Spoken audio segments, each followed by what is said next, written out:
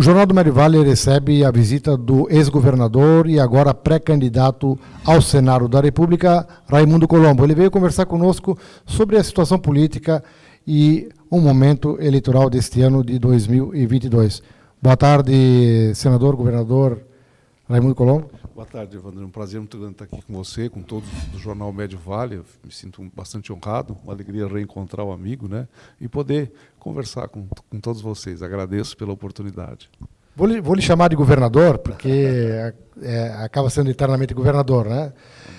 Governador Raimundo, houve nessa fase pré-eleitoral várias discussões com relação à posição do PSD, a sua posição pessoal também, como pré-candidato, inicialmente era governador, e agora o senhor definiu que vai concorrer, então, como pré-candidato ao Senado. Eu queria que o senhor falasse desse momento, dessa definição do PSD e sua pessoal em relação às eleições desse ano.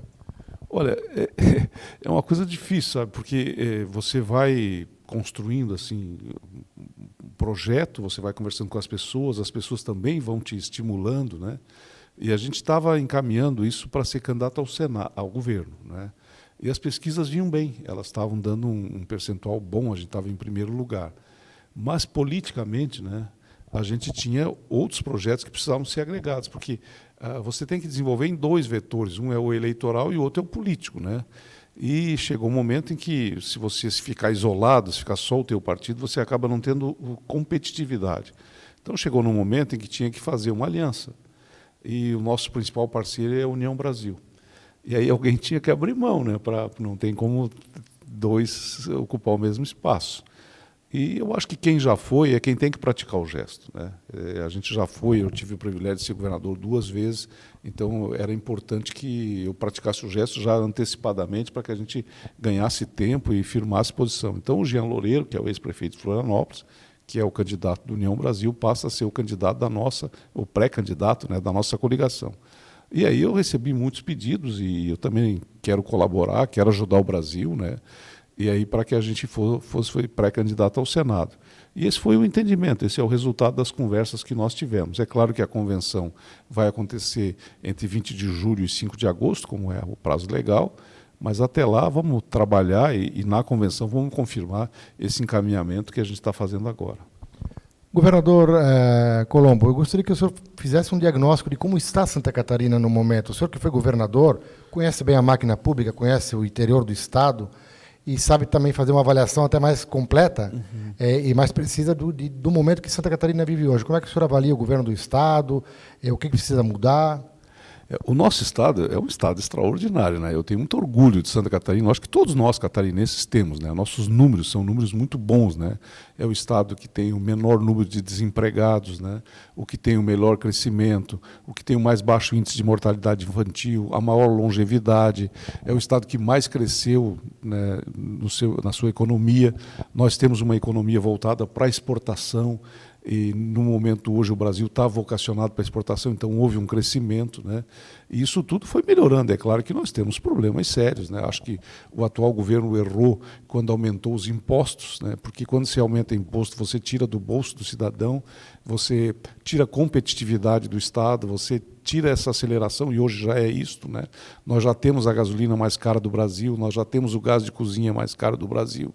Isso tudo foi criando dificuldades e vai criar dificuldades para o nosso desenvolvimento, que você perde competitividade. Eu entendo que tendo uma seca, você tem que usar energia termoelétrica. Então, você tem que estabelecer, como é a legislação brasileira, a tarifa amarela, a tarifa vermelha. Isso aumenta um custo. Mas sobre essa tarifa amarela e tarifa vermelha, você cobrar ICMS da multa, é um negócio que fica muito caro para as pessoas. A mesma coisa, o gás de cozinha era 7, passaram para 12, depois para 17. Por que isso, né? Se você olhar o IPVA, por exemplo, 25%, 26%. Não, mas a FIP cresceu. Mas e o salário cresceu nessa proporção? Então, essa inflação que a gente está vivendo não é uma inflação de demanda, né, de consumo.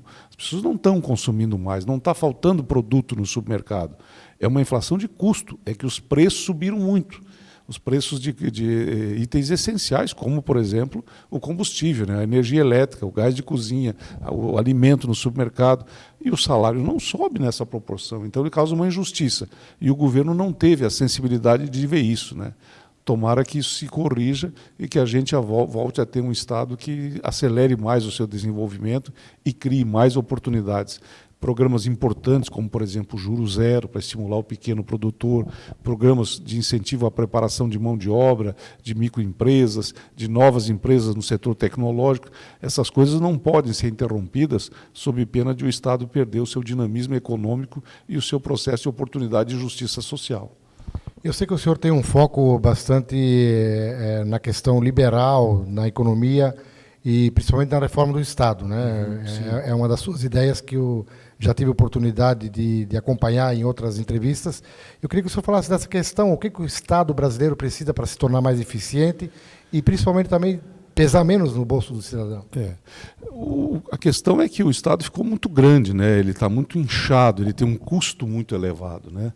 Uma coisa é o governo, outra coisa é o Estado. As carreiras que são típicas de Estado, elas têm que ser bem remuneradas, mas ela não pode fugir da realidade do mercado. A segunda questão é a burocracia. Olha, é dura a burocracia, ela sacrifica as pessoas. Eu estava esses dias lá, estou cuidando do inventário da minha mãe, do meu pai, né? Aí eu tinha sofrido um acidente no carro, deu perda total, eu fui lá e fiz, eu tinha feito o cartão de assinatura, né? Reconhecido no cartório, para fazer o inventário. Uma semana depois veio a liberação do carro, eu fui lá, eu mandei o rapaz que trabalha comigo, disse, pode levar aqui para dar baixa no carro. Não, o senhor tem que ir pessoalmente. Por que essa burocracia? Se eu desse um cheque, o cheque pode ser descontado. Agora, a transferência do carro... Então, hoje, para você conseguir uma licença do bombeiro num prédio, para você conseguir a agilidade de um processo burocrático, está muito lento, né? Então, eu acho que esta é uma coisa que o Estado precisa cuidar. Outra coisa, as taxas que a gente cobra, por exemplo, a taxa de licença do bombeiro, em São Paulo está 223, aqui está 923 reais. Então, as coisas estão muito caras e a pessoa que trabalha como assalariado, ela fica sem acesso a essas coisas. É claro que nós temos problemas mais sérios de infraestrutura. Eu vim agora pela 470, eu viajo muito por ela. É duro, né, Wanda? A gente está vendo que tem um pedaço que está em obras, mas a gente tem que acelerar o restante para melhorar. Então, é um Estado que arrecada muito, né? Fica com os cofres cheios, mas a geladeira das pessoas estão vazias. A infraestrutura do Estado não melhora. E nós temos desafios importantes para o futuro, de médio e de longo prazo. Por exemplo, em 2050, nós teremos mais pessoas no Brasil com 65 anos acima, né, do que de 17 para baixo. Isso vai gerar um deslocamento de prioridade para a saúde, porque a pessoa com mais idade precisa de mais remédio, maior internação, o preço dos remédios está muito caro, as pessoas não têm acesso, os hospitais precisam ser ampliados, a casa dos idosos precisa ser construída e tem que começar desde já. A questão da Previdência, foram feitas as reformas, no Santa Catarina foi o primeiro estado a fazer, mas elas vão ter que continuar, porque está mudando essas coisas. Então, eu acho que o Estado não tem uma visão de futuro, e isso é um problema muito sério. Para nós que temos uma visão liberal, tem que diminuir a carga de impostos para aumentar a competitividade dos nossos produtos lá fora. Governador Colombo, a gente sempre ouve dos empresários aqui do Médio Vale e da comunidade em geral, de que Santa Catarina, às vezes, devia ter uma voz mais firme lá em Brasília. A nossa representatividade, às vezes, não é tão enfática como deveria ser. O senhor pretende ser uma voz mais ativa, mais cobrando lá de Brasília melhorias para Santa Catarina? Sim, Evandro. Em Brasília, o patrimônio de um político é o relacionamento. Você precisa ser conhecido e ser respeitado.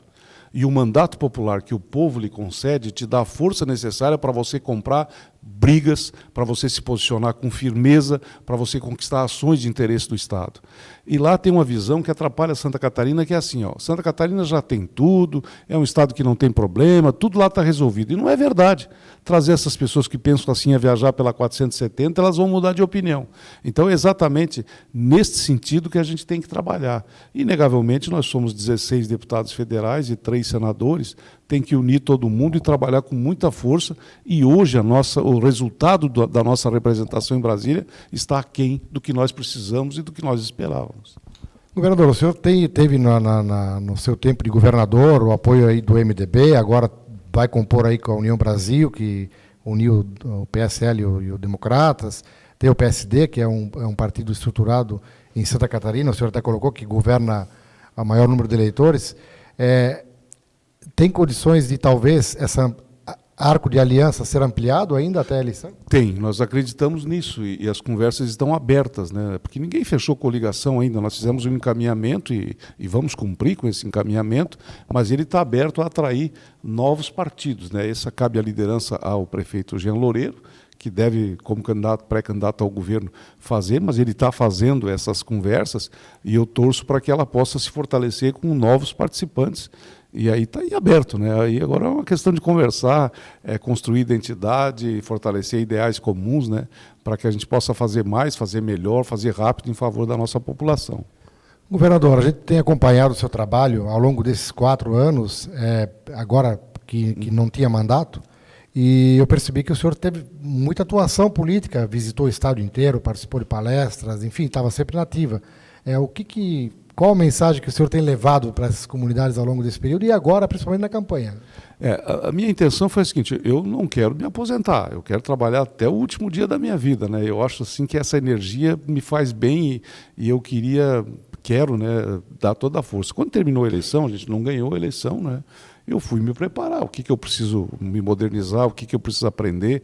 Então eu pedi para o nosso partido, eu sou vice-presidente nacional, disse, olha, eu quero dirigir a Fundação de Estudos Políticos. Aí a gente foi fazer curso fora do Brasil para ver, porque esse fenômeno que está acontecendo, com a entrada da internet, da tecnologia, tem muita coisa nova, muita coisa bonita, né? E também eu fui ler, quando veio a pandemia, que a gente não podia viajar, eu comecei a ler livros e livros e livros e tentar me atualizar, tentar me preparar, né? Então nós corremos, num primeiro momento, o Brasil inteiro, porque a fundação é a nível nacional, e depois aqui no estado também, né? Eu acho que tem um desafio muito importante, porque essa tecnologia trouxe uma postura, uma atuação do jovem muito dinâmica, muito rápida, muito eficiente, né? Muito inovadora. E isto é uma coisa maravilhosa. Por outro lado, você tem que agregar a capacidade das pessoas com maior experiência, né? A capacidade do diálogo, a capacidade do silêncio, a capacidade do equilíbrio, a capacidade da fé, porque eu acho que a fé é um instrumento fundamental para que a pessoa faça as coisas certas e tenha energia para lutar pelas coisas certas, né? Então eu sonho em poder unir a geração nova e a geração que está aí, a nossa geração, para que a gente possa somar as forças e aproveitar o que cada uma pode dar para a outra de bom, né? Então é nessa linha que a gente está trabalhando e é com essa disposição que a gente se coloca na luta, não é? Para colaborar. Não é mais uma questão de ambição, a ambição também é uma energia que nos desafia, mas nesse momento é uma missão de servir, né? E de trabalhar em favor do nosso Estado, e eu queria assim que a minha experiência ela fosse voltada para o futuro, né?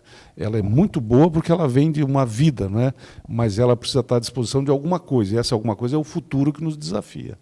E hoje o senhor está cumprindo então uma agenda aqui pelo Médio Vale do Itajaí, quer dizer, segue direto na pré-campanha, visitando liderança. A gente está na estrada, né? Essa semana eu viajo a semana toda, daqui eu vou para o oeste, né? Vou até sexta-feira à noite e a gente vai girando. Isso são 5 dias de roteiro, né? Visitando amigos, conversando e tendo o privilégio de estar aqui falando com a sociedade através do Jornal do Médio Vale e com você, de uma forma muito, muito, muito especial. Eu queria cumprimentar pelo profissionalismo, pelo trabalho que você presta, pela credibilidade que você tem junto a todos os leitores, e quem te conhece sabe, né, a qualidade da pessoa que você é e do serviço que você presta à sociedade. Então é um privilégio para mim estar aqui e poder compartilhar com você nesse momento. Agradeço as palavras do amigo, acima de tudo, né? Sim. E a gente também está à disposição do governador durante a campanha para divulgar o seu trabalho, né, as suas ideias, enfim, é o trabalho que a imprensa tem que fazer, né? Obrigado. A gente só veio falar agora há pouco, pessoas que começaram com você lá como iniciante no jornal, lá ao longo dos anos, o carinho que elas têm, o respeito que elas têm por você, o respeito que a gente ouve na rua das pessoas. Eu já conversei com muita gente hoje aqui, quando disse que vinha aqui, a forma que elas se colocam. Eu acho que sabe, Evandro, é o patrimônio que se tem. Às vezes você perde a popularidade na vida pública, mas você preserva a credibilidade. E é essa credibilidade que faz com que o Brasil possa lutar por transformações, por mudanças e ter segurança no futuro que nós precisamos construir juntos. Muito obrigado e um grande abraço a todos.